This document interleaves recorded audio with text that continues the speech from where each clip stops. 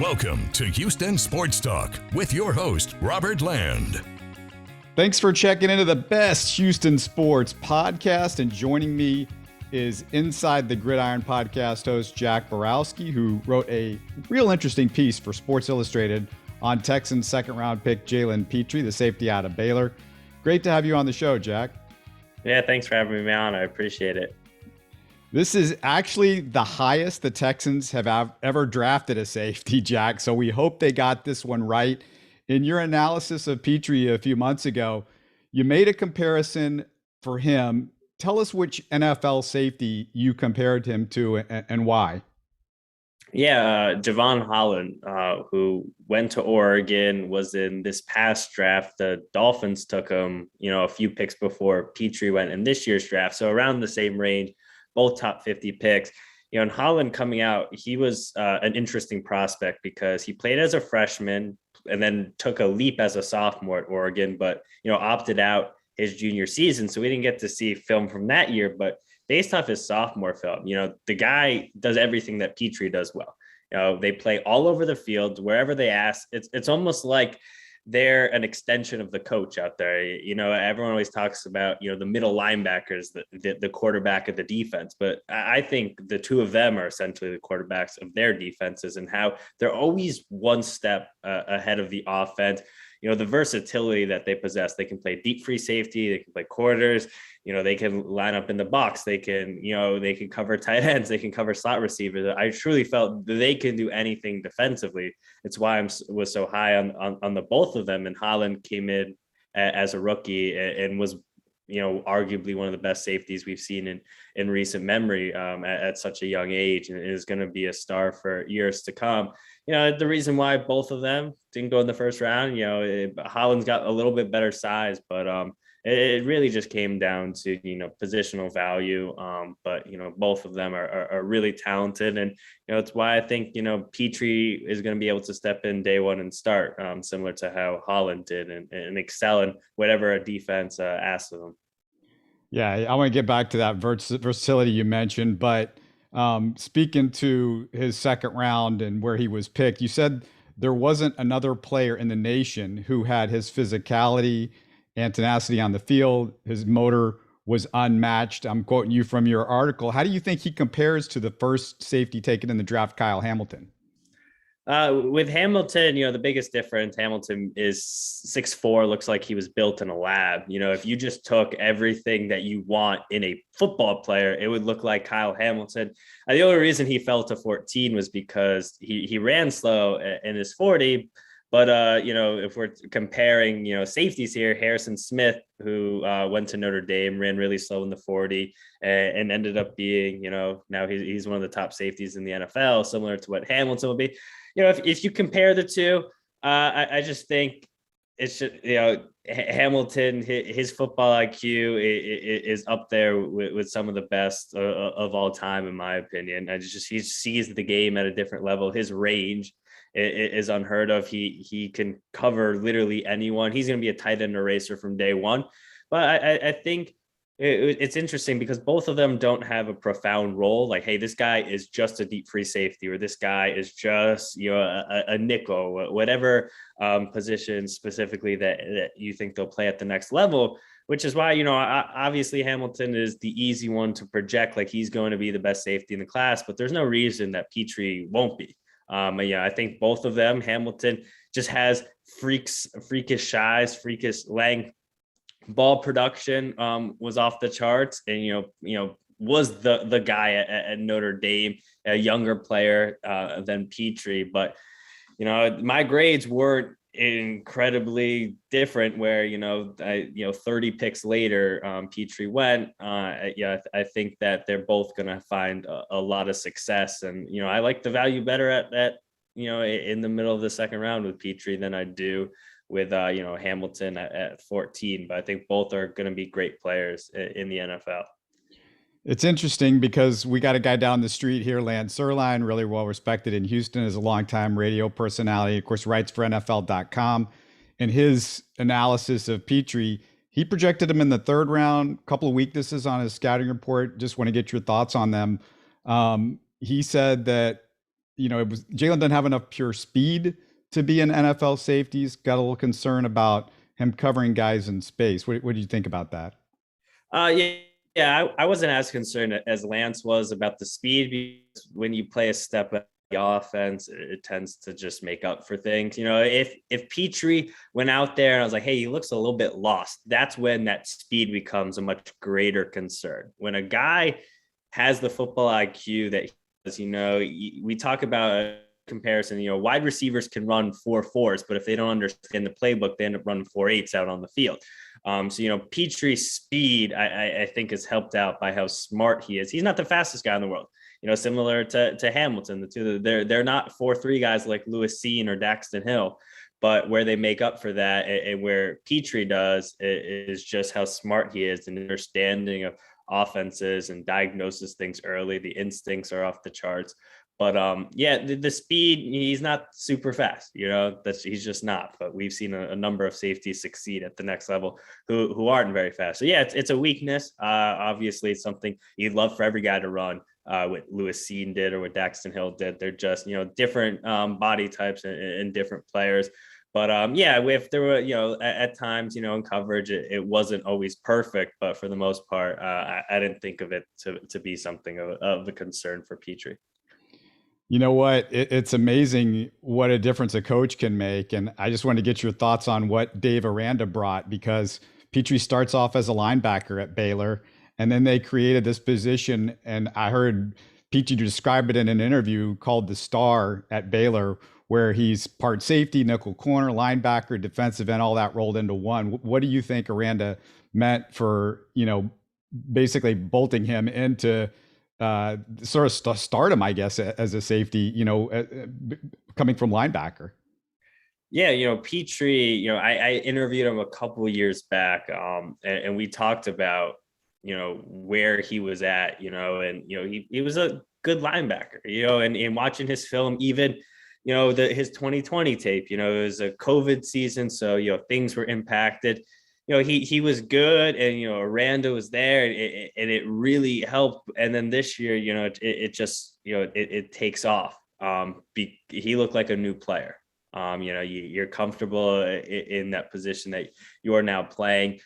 His linebacker tape was nothing special. It took a little while for him to develop into the player he was. Even based off of last year's film, I wasn't sitting there saying this kid is a lock to go in the first 3 rounds. I liked him a lot, but it's like, all right, I don't fully know exactly. And then, now, his final season at Baylor, he was really comfortable in Aranda's defense. Aranda let him basically said, hey, you're our best player. Go make plays. And he did that on a consistent basis. It is interesting to, see, because Aranda came from LSU.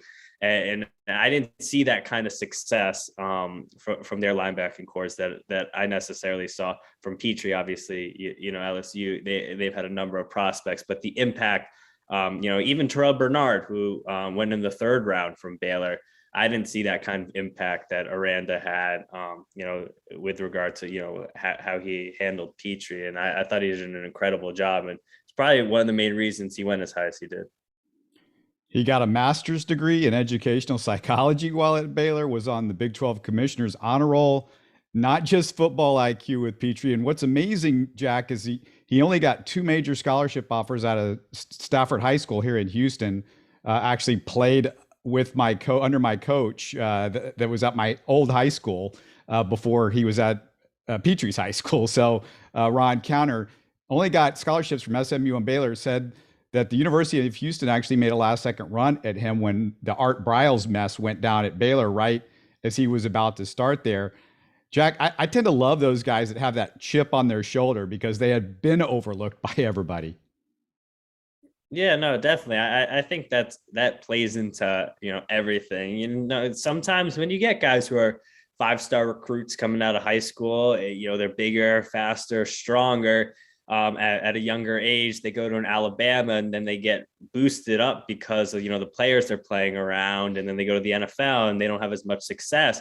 It takes hard work. There's little things, people don't always understand. And it goes back to the evaluation. It's, you can watch a guy on film and you see, hey, he's great. But it narrows down to, all right, what is he going to do off the field? How is he going to improve? And we saw Pitre improve drastically over the course of his career. He's a hard worker. He's smart. All the things that teams are going to love. I mean, they had a home run pick in him, and that goes back to where you came from. You have that chip on your shoulder that you were doubted, and he was even doubted in college. It wasn't like he came into the season thought of to be the second round prospect, which a lot of these other safeties were. And, I think you get a chip on your shoulder. Even, the safeties who went in the first round, 3 of them this year, I'm sure he's got a chip on his shoulder there thinking, hey, I'm better than the three of these guys. So I think that all plays into everything. It boils down to heart, and he definitely has it. And he's going to be, a culture changer for the Texans, which is something they need. Yeah, very interesting guy. Says he's inspired by 4 people. You're thinking maybe football players, but Kobe Bryant, Michael Jordan, Jay-Z, and the 4th guy, very interesting, former Texan Tyrann Mathieu. And I think Matthew's real interesting because when I hear him described as a safety, Pitre, he sounds similar to Matthew's style. Definitely the leadership, intelligence, versatility, and personality. And Jack, I was listening to Seth Payne yesterday, who's former Texan, covers the Texans now, and he said when he watches him, he sees a lot of Tyrann Mathieu in him. It's very interesting. Yeah, no, I think you get a mix of Tyrann Mathieu and Javon Hollins, and a lot of similar skill sets. It makes for those are good comparisons to have. Anyone who's compared to Tyrann Mathieu, but at certain points has been the best safety in the NFL, and he's had a tremendous amount of success wherever he's gone because of his versatility and how much he brings to the table. So yeah, I think Texans really hit a home run with the Pitre pick, and brought in a guy who it's not crazy to think he could have a Tyrann Mathieu kind of impact for the Texans. They're going to give him opportunities to play. They're going to let him do a lot there. So there's no reason he can't be one of the best safeties in the NFL. Yeah, you and I were going to talk a couple of weeks ago, and I thought, well, not a lot of people are going to know about Pitre, but all of a sudden, I'm reading John McClain, the former Texans beat writer for the Houston Chronicle, saying that he's been told Pitre's already earning respect on and off the field from his coaches and teammates. McClain said, if he's not starting in the first game against the Colts, quote, I'll be stunned. And John McClain, he's been around the game for quite a few years. And Jack, I saw an interview with him the day before the draft where he was asked to sell himself. And he said, quote, he eats, breathes, and sleeps football. And when I saw that, I said, he might as well have put a sign on his chest that said, come get me, Nick Caserio. Because, I mean, that's Nick Caserio in 5 words right there. Nah, yeah, I think he's a perfect fit. Patriots type. You want to talk about Brian Flores, with the Dolphins took Javon Holland. That's a Patriots type of guy. I was surprised. Like I wouldn't have been shocked if the Pats took him. They had they had a number of safeties already on the roster, which is probably why they didn't. But that's that Patriots mentality. And he's going to come in and, granted, it's not like there's a tremendous amount of competition for him to see reps, but I think he's going to come in day one. And if we're looking at the all rookie teams, come January, February, I think he could easily be on that. I would be stunned if he's not a starter day one and one of the leaders of that defense early on in his career. What did you think of Caserio and the Texans draft overall? Did you have any thoughts after watching them go at it this year? Because we really didn't get to see a ton of what they were going to do last year with so few picks, but, a lot more idea of where they are on strategy, I think, after watching a couple of drafts. Yeah, no, it was tough to really grade last year's draft. They weren't given a lot and they had a lot of needs. They ended up taking Davis Mills, who, if you want to talk about a 3rd round quarterback who, showed something, you don't usually see that very often. We'll see if he's a long-term starter, but they really, upgraded their team. And I thought they had a pretty unique approach, with that 3rd pick in the draft, taking Stingley. He's got a chance to easily be the best player in this class and the best cornerback in the NFL. It's the reason why he went 3rd overall after 2 mediocre seasons is the natural tools are just special. He could be a lockdown cornerback one. Kenyon Green, I wasn't the biggest fan of that pick, especially trading back and taking him, because I thought, after Hamilton, there was a little bit of a drop off in terms of prospects. I would have loved for them to have just, maybe stood there and taken a Jordan Davis, but Kenyon Green's got a chance to be a really long-term starter for them. He's super young. He's got power. He's athletic, and he's, played multiple years in the SEC as a starter and done very well. So that was a good pick. Then they go back, get the Alabama receiver and John Mechie, who I think is a really solid player and, is going to be good with Nico Collins long-term. I think that he's very good. And then, outside of Pitre, you then grab Christian Harris in the third and, Damon Pierce in the fourth. I thought those were two good value picks. And, my day three guy, whoever you like, Thomas Booker. I thought that was a good pick too. So it was like you had high draft picks. I thought they did well with them. And, I think this Texans team is moving in the right direction under him. We hope so. It sure would be fun to have a team to root for again. Before we let you go, please tell us where all the Texans fans can find your work, because you got a lot of irons in the fire. Yeah, no, you can follow me on Twitter at Jack_Borowsky. All my work on SI covering the draft. Just type my name into the box and you'll be able to find everything. And, I cover, mostly NFL draft stuff, but, it's cool to look back, like, for example, with Jalen Pitre and see some of the work I did, going into the season for these rookies. Love the hustle, man. And thanks so much for giving us a few minutes and sharing your take on Jalen Pitre. It would be nice to have a safety that people are excited about here. We haven't had that much in the entire run of the Texans. So it was good to hear some good stuff from him. Thanks so much. Yeah, appreciate it. You're listening to Houston Sports Talk. Don't forget to follow Houston Sports Talk on Facebook and Twitter. Subscribe to us on iTunes, Spotify, the Google Podcast app, or the Stitcher app. You can support us by giving us a 5-star review on iTunes or by telling your friends about us. Spread the word, everybody. Thanks for listening.